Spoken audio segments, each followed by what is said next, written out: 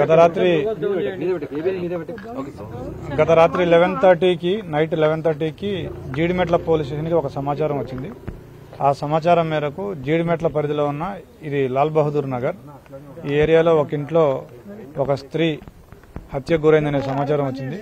దాంతో ఇమీడియట్ గా SHO Jeedimetla and staff వచ్చి పరిశీలించగా 39 సంవత్సరాల వయసున్న అంజలి అనే మహిళ చనిపోయి కనిపించింది.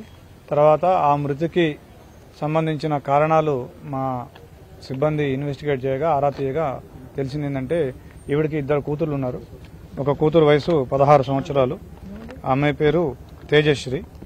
ఆ అమ్మాయి ఈ నెల 19వ తారీఖు ఒక లవ్ అఫైర్ తోటి ఒక వ్యక్తితో వెళ్లిపోవడం జరిగింది.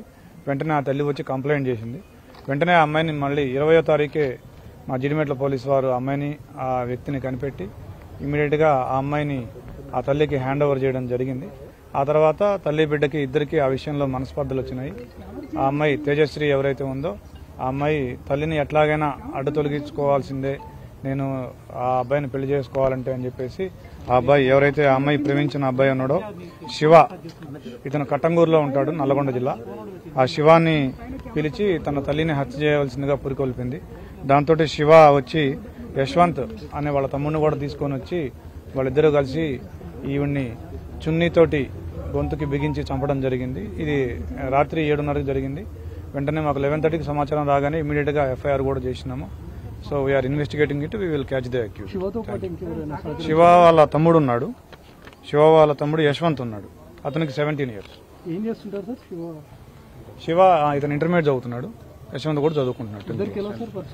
వీళ్ళిద్దరికి ఇన్స్టాలో పరిచయం చెప్తా ఉన్నారు. కేవలం హత్య చేయాలనే ప్లాన్ అది మాకు తెలియదు సార్. హత్య చేయాలనే ప్లాన్ తోనే శివ ఇక్కడికి వచ్చాడు సార్? మాకు తెలిసిన సమాచారం మేరకు ఆ అమ్మాయి పురికొల్పడం వల్లనే రెచ్చగొట్టడం వల్లనే అతను వచ్చినట్టుగా అనిపిస్తా ఉంది. శివ కట్టంగూరులో ఉంటాడు.